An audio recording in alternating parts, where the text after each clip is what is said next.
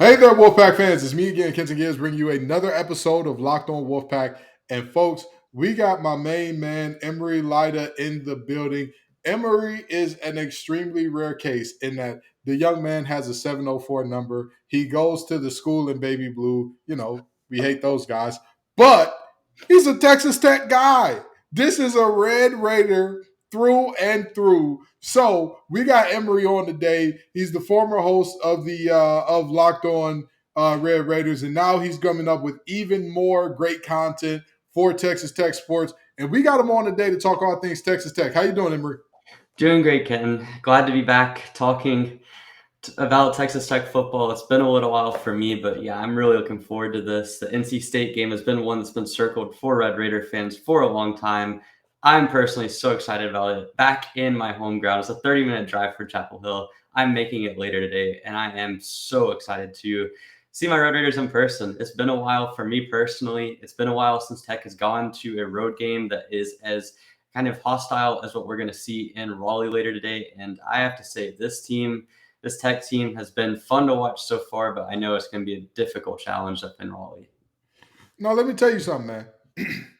There are theories, and it's not me. It's just the streets. You know, I keep my ear to the street. The streets are saying that you're a fan of the Red Raiders because you are, in fact, redheaded. That's what the streets are saying. They're saying that the natural connection was that, you know, it was either them or TCU because Andy Dalton was the redhead rocket there, and you felt like Texas Tech was the better choice. Did that have anything to do with the decision? I mean, I can't say it didn't factor into the decision, just a small part of me, but no. I mean, I've explained this story a lot. It's certainly both of my parents didn't have any connection to any university. And if, in all honesty, it was Michael Crabtree back in the day that really sort of sold me on Texas Tech. I got to see him on the cover in Silly Football 10, got really sort of attracted to his game, started covering the university, and eventually ended up in this interesting situation where I'm in North Carolina.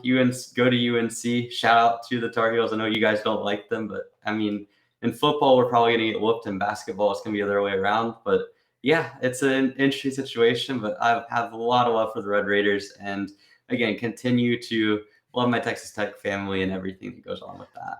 Hey, listen, man, we ain't need to talk about where you go to school and all that. You know what I mean? We let it slide. You was all right with me. You didn't need to bring that up. Nah, I'm messing with you. But today we're going to talk Red Raiders. We're going to talk all things Red Raiders. We're going to talk offense, defense, special teams, who you think has the edge, who I think has the edge. And we're going to talk predictions for the final score of today's game. Because I've been teasing my fans all week. I've been telling them all week, I'm going to give you the score.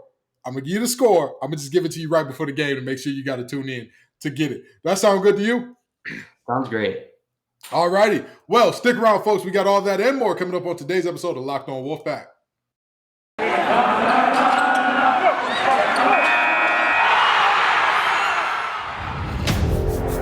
You are Locked On Wolfpack, your daily podcast on the NC State Wolfpack. Part of the Locked On Podcast Network, your team every day.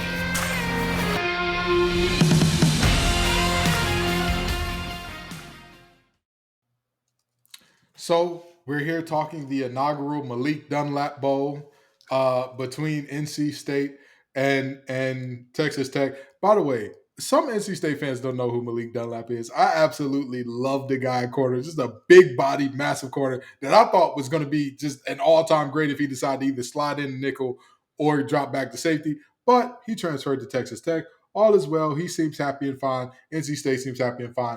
But Emery, we're here to talk what's going on with Texas Tech. And I'm going to start in the unit that Malik Dunlap is a part of, that defense. Tell me, what is the best part about Texas Tech defense, and what do they do that is going to make it difficult on Devin Leary and company in today's game?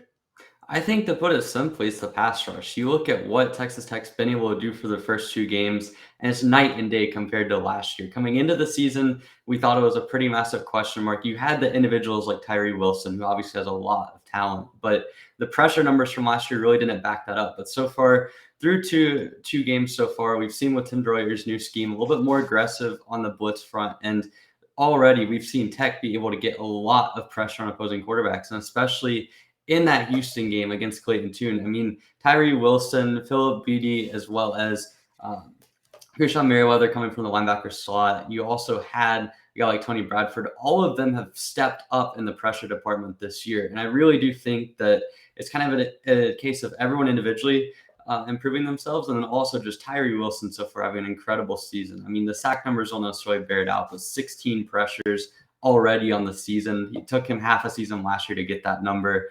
And I mean, you just look at what the pass rush does, and it enables Tech's secondary, which has been a little bit shaky so far, to kind of get away with a lot of mistakes just because you're putting the opposing quarterback under pressure early and often.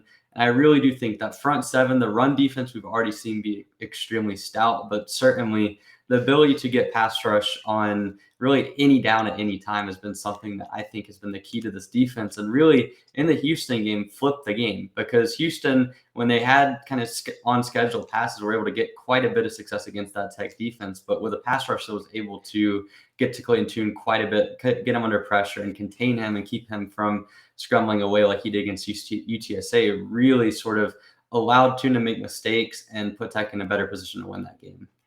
You know, I got to say this, and I'm probably not supposed to be saying this, but I love me some Tyree Wilson. His game it's beautiful. He's going to make a lot of money on Sundays because in what used to be considered a bad thing that's now a positive, he's a tweener. He has so much scheme versatility. Big body guy, 6'6", 280 pounds. I think that 280 is a little underselling what he is, but he doesn't move like it. He doesn't move like a guy that's a Popeye's biscuit away from being a permanent 3 technique. So when you watch how he rushes from the inside, from the outside, with power, with speed, with technique, he does everything so well. I'm not going to lie to you. I definitely enjoy watching him play. But now, what do you think is the weakness? What do you think is the Achilles heel that if NC State is to have success, they will attack this thing on Texas Tech? I think it's got to be the pass coverage. I think you look at it, there's kind of two facets. The safeties is probably a strength of the team. You've got a lot of guys that can play in versatile roles. We've seen Reggie Pearson kind of line up in the box quite a bit this season. That's a Michigander, by the way, for y'all. Reggie Pearson, that's a Michigan guy. He worked out with Big Huff and them. Never mind. We're not going to go there right now. But anyhow, proceed. Yeah, so Reggie Pearson is a guy that can line up in the box. You got Muddy Waters, someone that went to Duke before transferring. We've got 2/3 of the tri-level area schools represented in the Tech secondary. But Muddy Waters is someone that can line up in the box as well, and kind of had a really nice blitz against Houston early on in that game and put Tune under pressure. But really, where the secondary breaks down is the man-to-man ball coverage skills has been left a lot to be desired. We saw in the first game the safeties, specifically Deidron Taylor-Demerson, really struggled in man-to-man coverage, allowed a couple of really long catches against Murray State. We also saw guys like Rashad Williams, even Malik Dunlap to a lesser degree, Adrian Fry, have all kind of struggled at times. And then the linebackers, we knew this coming into the year, but putting them on an island in man-to-man is not something that they can really handle. We've seen it at times against Houston. They were able to get their backs out of the backfield and put Tech in a rough situation. I think that the fact that Houston struggled in pass protection and had to kind of keep their backs back in a package that allowed them to pass protect kind of shielded a little bit of the weakness from what was seen on tape. But certainly the linebackers are still a little bit sketchy, but still I would say that pass coverage in general, but more specifically being able to run all man-to-man schemes is something that I think is going to be a little bit of a weakness for Tech's defense, even though the numbers in the Houston game looked really good. But I feel like the pass rush and kind of forcing Tune into quick decisions and not being able to get everything really allowed that to be the case. I think that there are certainly opportunities down the field for Houston, and I would expect that to be the case at certain times throughout the season as well.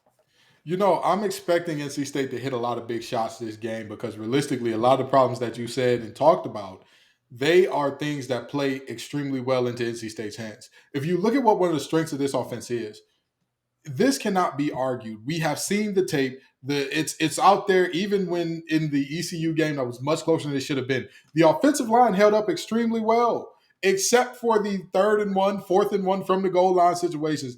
The offensive line did a phenomenal job of taking care of Devin Leary. Now, with that being said, this is the best pass rush that they're going to see up to this point in the season. Not going to argue that, not going to dispute that. Charleston Southern flatly doesn't have the athletes at that level. ECU did not have a defensive line at this level. But with that being said, that deep ball ability, that play it at the moment of truth, is something that I talk about a lot with NC State's corners.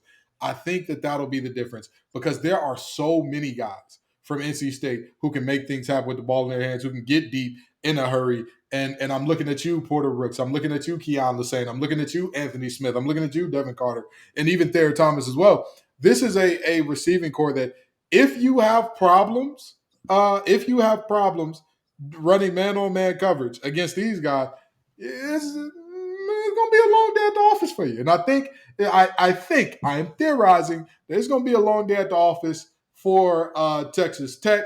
That's what I'm betting on. But if you're a bettor, we got to talk about betonline.ag. BetOnline is the best place to place all of your sports action and get all of your betting needs this season.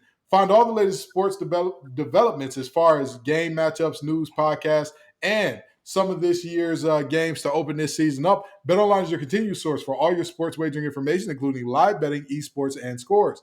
The fastest and easiest way to check in on all your favorite sport events all at once, including the MLB, MMA, boxing, and golf. Head to the website today to learn more about the trends and action. BetOnline, where the game starts.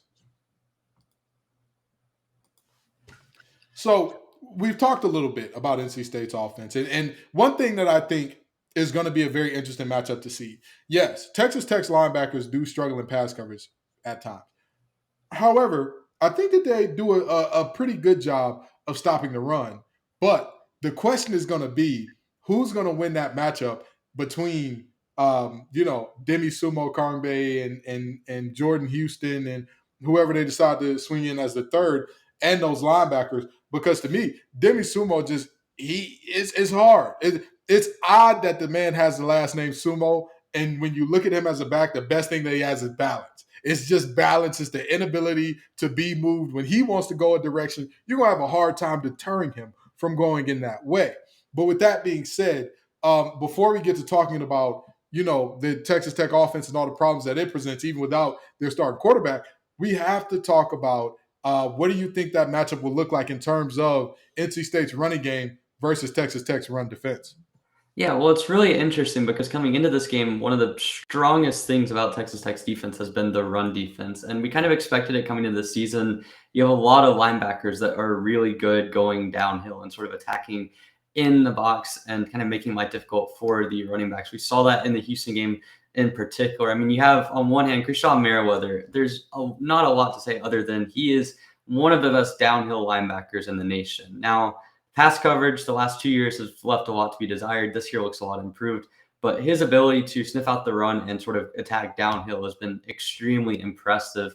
And he's kind of complemented by other linebackers that have similar strengths. I mean, Bryce Ramirez, kind of on one of the outside linebackers, is another guy that kind of factors in there as well. And then you've also got the kind of nose guys like Tony Bradford and Jalen Hutchings. Both of those guys on the defensive line have done a good job so far rotating in and making life difficult against the run. I mean, this is a team against Houston that really sort of showed out in power run situations. Houston was not able to get anything going against the tackles or in between the tackles. And really, the only runs that I would say they were able to get were out to the perimeter, and they happened to be against light boxes for Texas Tech, where they were clearly kind of in either third and medium, third and long situations, or kind of playing against some of the guys like Nathaniel Dell and sort of against the RPO. And I think that was one of the things that Tech clearly had put an emphasis on in that Houston game, was stopping kind of the pass portion and forcing Houston to be able to run to the perimeter and just kind of rallying up and making the tackle. Because having the safeties that Tech has in the secondary that are able to sort of run up towards the line of scrimmage and be able to sort of play as more of a hybrid role allows for those linebackers to be more of an attacking position downhill. And so I really do think that when you look at this matchup against NC State, I mean, obviously Demi Sumo is one of the best running backs so far that we've seen all year in the country. I mean, you look at what he did against ECU, it was impressive. Charleston Southern did a huge game again, which, I mean, first off, it's Charleston Southern. Like, it's, of course, you're going to get out athleted, but at the same time, it's a stat game. It's a stat game for sure. Yeah, but being able to put up to have that impact is still impressive. I mean, you're still playing against D1 athletes at the end of the day. Like, that's still something to note. And so I think that it's just going to come down to really, in all honesty, how much Tech gets burned in the passing game. Because if they're having to really commit to the pass and force it and run light boxes and can't bring the safeties up like we've seen early on in the season, I think it could be a successful day for NC State running the ball. But if they're able to generate pressure without bringing in too many extra guys in the box, or without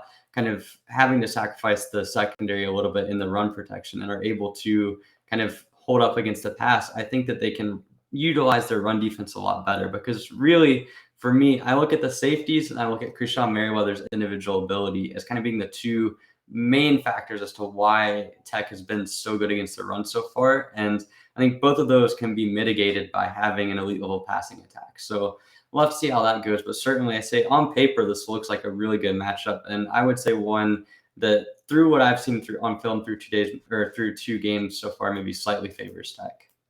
All righty. So we're gonna switch gears a little bit, and we're gonna talk about the offense. In Texas Tech, we all know you fell in love with them because of the offense. Most people who love them that aren't from Lubbock or North Texas love them for the same reason. They've been known for the run and gun for forever. Tell us why this offense is different, or why this offense does what they do in terms of that fun and gun to a higher degree than we've seen before. Talk to me.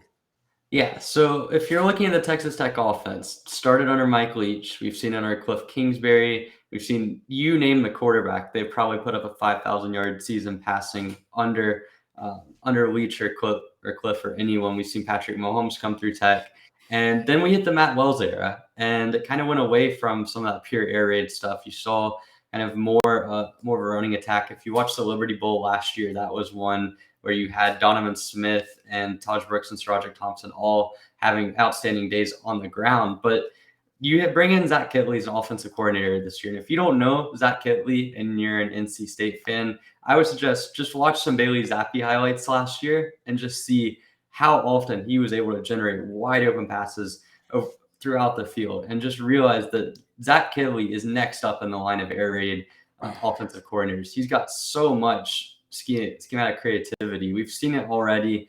It's a little bit different at Texas Tech. I think Joey McGuire's kind of put his foot down a little bit in terms of forcing Kitley to utilize the running game a little bit more, also because you have 2 backs, as I mentioned, in Sir Thompson and Taj Brooks. But in theory, this is going to be an air raid style team. And we saw last game, Donovan Smith attempted 58 passes. He dropped back over 65 times. If you're looking at his stats from last year and his starts, he never had more than 38 dropbacks. So you're already seeing what Kitley's doing. It's an up-tempo system. The system relies on finding the open space in the field as opposed to necessarily looking at pure individual matchups.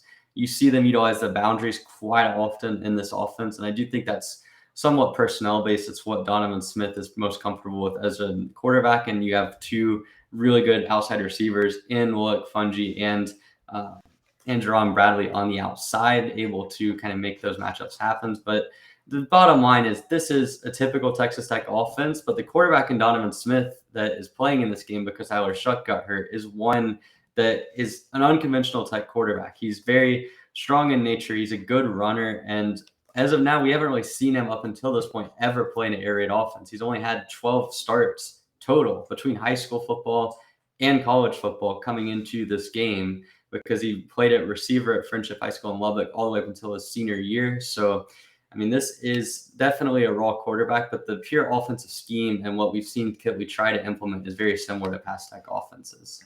Yeah, and it worries me. It worries me a lot. I hate the mesh rail concept. I think we need to outlaw it in football. I think we need to come up with some reason in player safety. For those of you who don't know the X's and O's of the game very well, that means that you have your 2 inside receivers or your tight end and one of your slot receivers running a mesh concept. Basically, they're running right by each other, finding a hole in the zone, or continuing to run if they have man coverage. And then the rail concept is the running back running a rail or wheel route to the short side of the field, which Emery just alluded to, the boundary, which is going to be gotten into a lot here. And then the outside receiver is going to be sitting in the middle of the field, which draws it. It's a complicated situation to the unlearned in football. It's very hard to cover. I'm telling you that as a defender. It is one of the hardest concepts to cover. It is a concept that you see constantly out of all of the Mike Leach fun and gun disciples. They run it, and they run it unabashedly. Some of them run it back to back to back. I'm looking at you folks in Hawaii. But anywho, the reality is they do present a lot of problems offensively. But my belief about this NC State team is this: if there is ever a situation where this team needs to be able to step up and win a game against a Power 5 team out of conference, this has to be it. You got a backup quarterback. Yes, there is a better running game than you would normally consider out of an air raid offense. And of course, in the air raid offense, you don't even really need talented receivers. I don't care, fight me. That's the reality. You don't. But I think that NC State's defense can do enough to make it tough on Donovan Smith. And also, people greatly underestimate how hard it is to play quarterback at a high level in college football. And like you said, Donovan Smith, we have not seen him do this at a high level. So if he were to show up and show out, we got some things we need to speak about, Tony Gibson. We got some things we need to speak about letting the guy that, I mean, I'm just saying, I'll tell you this much, okay? He has not been a quarterback to me long enough to justify him lighting you up. I don't care what type of system he's in. So this is a situation where when I'm looking at what we have in terms of our linebackers and being known for a lot of similar things in terms of coming downhill and all that, and we saw some of the problems in terms of Isaiah Moore being on an island against that tailback from ECU, which set up a potential game-winning field goal that they missed. It's the potential for things to go wrong is there, but I don't think that this NC State team will put themselves in a place both offensively with what Devin Leary and Slimy Shark and company are going to do on the offensive side of the ball and what needs to happen in terms of how Smith has to perform. I don't think this will be a situation where it'll be too problematic. But as many people know, I've talked about this ad nauseum, our outside corners have to have a great game, or at least a good game. Not a great game. They have to have a good game. They have to have a game where they're not looking at the back of receivers' heads like a good barber, right? Like that's just, it's not, you don't want to see that. That is not what you want to see. That is not going to be a recipe for victory for NC State. So that's just my 2 cents there. Stick with us, folks. After this word from our sponsors, we're going to get our official predictions for the game. Now, folks, I've been teasing it all week. I've been telling you it's coming all week. And here it is. Game day. Time for predictions. It's my show, so I'm going to pick who goes first here. Emory, what is your prediction for this game? What is the final score? Who do you have winning and why? Man, I wish I could pick Tech. I do think this game has a lot more variance than people are suggesting, just because you could see 2 different types of Donovan Smith. We've seen Donovan Smith go into Waco last year against probably the second best defense in the Big 12, a top 15 defense nationally, in his 3rd career start and almost beat Baylor with really less weapons than what he's going to have in this one. We've also seen him play an outstanding game against Iowa State, who had Tech's number up until last year.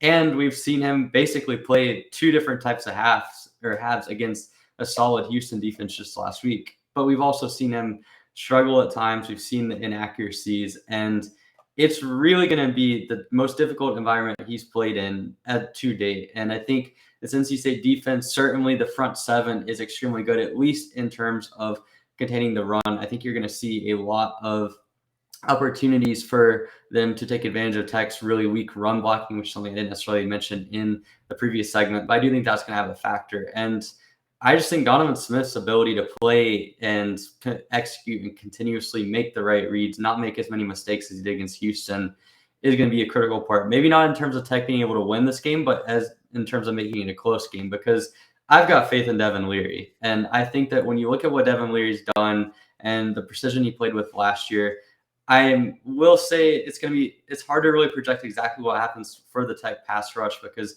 like you mentioned, State has been good at protecting the passer so far through 2 weeks in the season. They had issues against NC State when it comes to executing on passing downs, but it certainly wasn't necessarily due to the protection. And I think that certainly plays into their favor. The fact that you've got Devin Leary, who has been really good on deep balls throughout the last couple of years and has been really just an accurate quarterback, doesn't make the mistakes that a guy like Clayton Tune did for Houston. Basically, I trust NC State's offense to put up a good amount of points against this Tech defense. I think Tech will get a few stops, and I think it's going to come down to just how good Tech's offense can be. But I'm going to err on the conservative side here and pick NC State to win, because I do think that there's just a little bit too many question marks for how Tech plays, whether it be the secondary and if they can hold up, whether it be the pass rush getting to Devin Leary, and how Donovan Smith plays on today. But certainly you're going to see a game that is going to be close, at least for parts of it. And hey, I mean, Donovan Smith is one of those quarterbacks. You know he has the inexperience. You know that he can make mistakes, but the natural talent is there. He is someone that could beat you at any given moment, whether it be because of the system and the opportunities that air raids allows, or just simply because he's a really talented runner and someone that can improvise, can make those plays with arm talent for days. So I'm going to pick NC State to win 34-24 tonight, but it's certainly going to be a game that I think could go either way.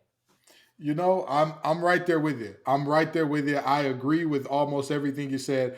I think that the difference will be this will be the first time that there has been a close matchup in terms of athletes since the ECU game, where it's going to be a question, where it's going to be, okay, offensive line, we will take what happened at ECU as the exception, but you have to go out there and set the rule this game. And I think that short yardage running game and the ability to just get that 3rd and 2, just get that 4th and 1, just get that. I think that'll end up being the difference. I do agree. I think the 9-point line is kind of crazy. I think that's a little, don't get me wrong, I'm not the world's biggest Texas Tech fan or anything, but I do think that line is a little too big. I think NC State wins this game in a close one, 41-34. I think the Tech puts up some good stuff on offense and, you know, gives State a good game, but I think the State comes out on top by just a little bit. Thank you so much for coming out, Emory. I appreciate you, man. It's always great to have you on. And again, I to hear a Tar Heel say that he has faith in Devin Leary, you know, it's always a great moment for us folks over here in Raleigh. It's really, really a great time. You know, it's really a great time. But anywho, tell the folks where they can find your work, and we're going to get on out of here. All right. So first off, I am not sharing that Devin Leary take again this entire rest of the season, especially on UNC. My official take on Devin Leary is going to be he's overrated. He's Sam Howell 2.0. Heisman campaign is a complete fake thing. But anyways, you can follow my work. You can follow me on Twitter at EmoryLida41. I just changed that for official purposes. I've been doing some Texas Tech film threads on there, so do check that out if you're a Red Raider fan, or if you just want to get to know this team before they play tonight. You can also follow the podcast that I'm going to be relaunching at No Middle Madness. It covers all things Texas Tech basketball, whether it be the roster, Mark Adams versus Chris Beard. All of that stuff is coming up soon on No Middle Madness. Again, excited to have that brand back. It's been a while since I've been doing just a Texas Tech basketball podcast. I'm excited to get back into it. And beyond that, again, you can check out my Twitter account for more news in the near future, because I do have some UNC related stuff if you want to hate on that coming up soon. Anyway. We're not here for that. We're not here for that, man. We're not here. Hey, listen. I appreciate you, man. And Wolfpack Nation, I appreciate y'all. Y'all make this show what it is every single time y'all come out. If you see Emory in the crowd, show him some love, okay? Show him some love. You know what I mean? We don't like the boys in baby blue, but we always gonna be hospitable while we whoop their tail and send them on home, just the same way we're hoping to do to Texas Tech tonight. Peace and love, y'all, and as always, go Pack.